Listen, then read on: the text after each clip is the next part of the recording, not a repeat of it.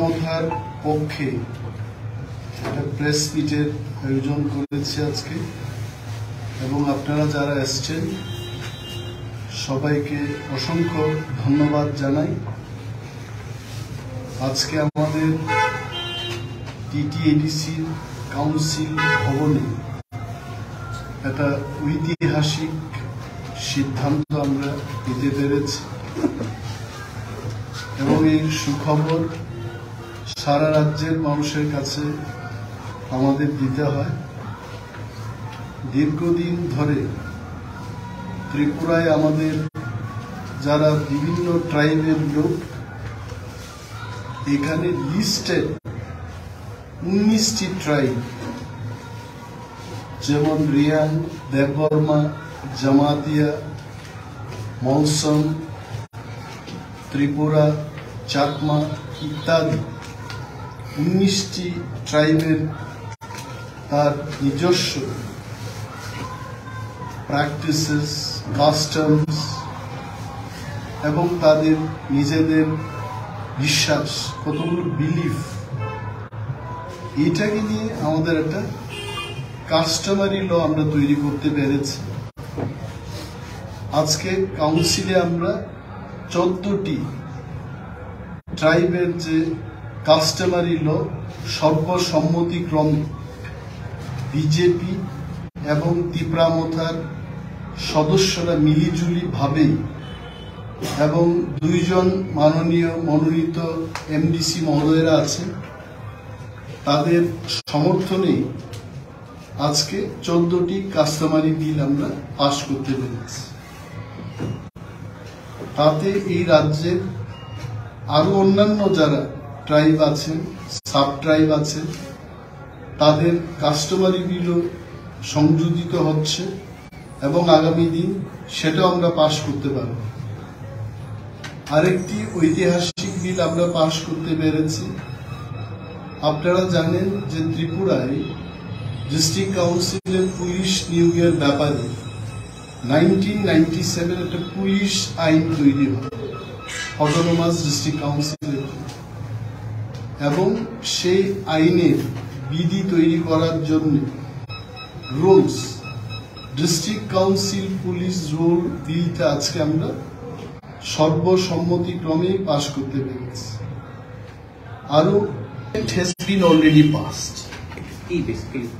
এটা হবে এডিসি তার নিজস্ব পুলিশ ফোর্স গঠন করবে ভিলেজ লেভেলে, সাবজোনাল লেভেলে, জোনাল লেভেলে ইত্যাদি এলাকায়। যেমন আমাদের যখন কাস্টমারি লটা হবে, এই কাস্টম এবং কাস্টমারি লকে রক্ষা করার জন্য নিজস্ব পুলিশ লাগে এবং আমাদের যে অফিস আদালত আছে, জোনাল আছে, সাবজোনাল আছে, আমাদের বিসি অফিস আছে, বিভিন্ন সরকারি প্রতিষ্ঠান এবং আমাদের এডিসি এলাকায় যে সমস্ত বাজারগুলো আছে, এগুলোকে পাহারা দেওয়ার জন্য, সেগুলোকে রক্ষা করার জন্য এডিসি পুলিশ আমরা গঠন করি। এটার এই স্যালারি কি স্টেট গভর্নমেন্ট এক পার স্টেট পুলিশ যা যা আমরা বিধি তৈরি করেছি almost like the state police force. ফান্ডের জন্য এক্সট্রা ফান্ডের দরকার আছে, যেখানে আপনারা কইতেছেন বেতন দিতেই আপনারা 500 কোটি টাকা করে দিচ্ছেন। This a very good question ভগবান।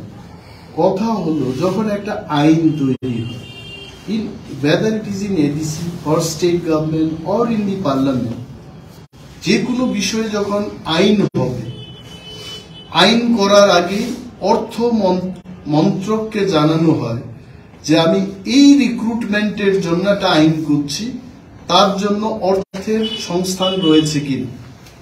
Once it gets clearance from the finance ministry, then only an act which involves financial implication এটা কিন্তু পাস করা যেতে পারে।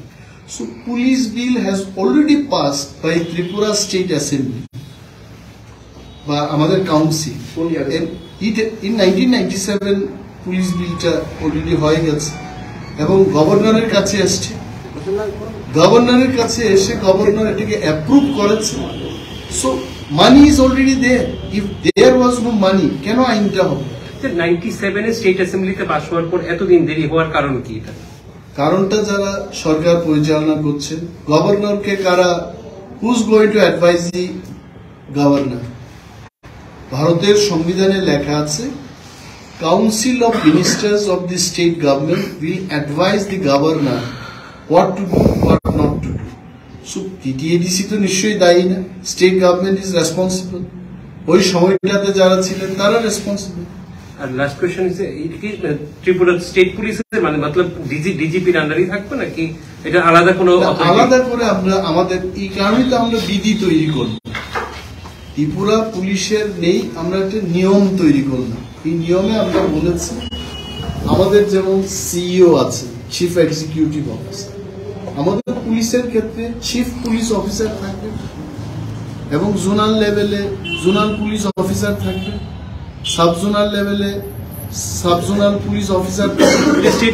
হ্যাঁ, মানে এইখানে যেমন এসপিদের নিয়োগ করা হচ্ছে ডিস্ট্রিক্টকে সামনে রেখে, মহকুমাকে সামনে রেখে যেমন এসডিপিও করা হলো, বা বিভিন্ন এলাকাকে নিয়ে পিএস তৈরি করা হয়, এখানেও আমরা ভিলেজ পুলিশ, তার উপর থাকবে সাব জোনাল, জোনাল এবং হেডকোয়ার্টার লেভেলে থাকবেন chief police officer. Existing police ব্যবস্থার সঙ্গে কনফ্লিক্ট হওয়ার চান্স থাকবে?